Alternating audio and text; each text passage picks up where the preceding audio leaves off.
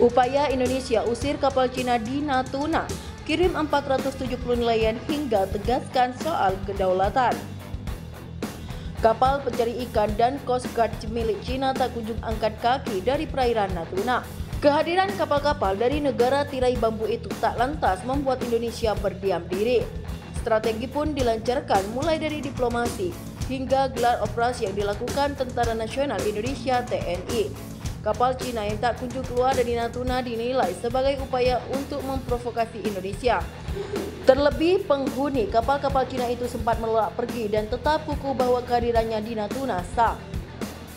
Hal itu terjadi ketika petugas Badan Keamanan Laut Bakamla berkomunikasi dan berusaha mengusir kapal Cina beberapa hari lalu.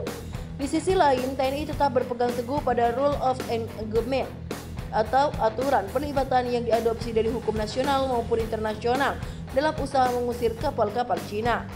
Berdasarkan Konvensi United National Convention on the Law of the Sea atau UNCLOS 1982, Natuna masuk dalam zona ekonomi eksklusif di Indonesia.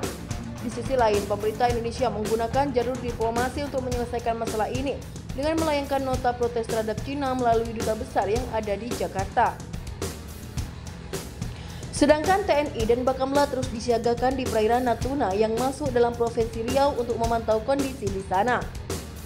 Menteri Koordinator Bidang Politik, Hukum dan Keamanan Menko Polhukam Mahfud MD mengungkapkan bahwa pemerintah akan mengirimkan 470 nelayan di perairan Natuna. Besok saya akan menggerakkan nelayan-nelayan, sudah ada 470 nelayan dengan kapalnya yang mendaftar mau datang ke sana untuk meramaikan Natuna, ujar Mahfud di kawasan Cikini, Jakarta. Mahfud menjelaskan para nelayan yang mendaftar berasal dari daerah Pulau Jawa.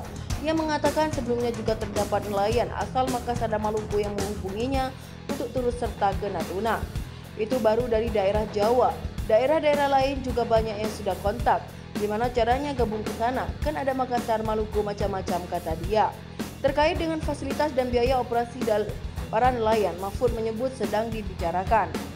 Yang penting idenya dulu, kalau itunya nanti kan gampang, kata dia. Pokoknya itu akan jalan, yang penting sekarang soal biaya dan sebagainya. Hari ini di sana Natuna sedang rapat lintas kementerian, jelas dia. Mahfud mengatakan pemerintah telah menegaskan tak ada negosiasi dengan Cina dalam mempertahankan kedaulatan di perairan Natuna.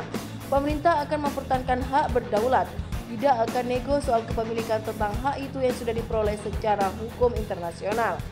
Mahfud mengatakan bahwa pemerintah sudah mengambil langkah-langkah untuk mempertahankan hak berdaulat atas perairan Natuna, bahwa diplomasi tidak bisa selesai pagi ngomong sore selesai. Presiden hari ini ada di sana Natuna, saya minggu depan akan ke sana. Pokoknya kita lihatkan saja bahwa itu milik kita, tegas Mahfud. Meninjau kapal perang KRI Usman Harun 359 dan KRI Karel Samsudin Tubun 356 di Pangkalan Angkatan Laut Terpadu Selat Tampa, Kabupaten Natuna. Jokowi ingin memastikan adanya penegakan hukum dan hak berdaulat Indonesia atas sumber daya alam di zona ekonomi eksklusif di perairan Natuna. Presiden Jokowi tiba di Pangkalan Angkatan Laut Terpadu Selat Tampa sekitar pukul 11.47 WIB. Dia langsung menyapa awak kapal. Tak berselang lama Jokowi menaiki kapal Republik Indonesia KRI Usman Harun yang tengah bersandar di dermaga. Dari atas KRI Usman Harun, sekitar 10 menit Presiden Jokowi meninjau situasi di perairan Natuna bersama sejumlah jajaran yang mendampinginya.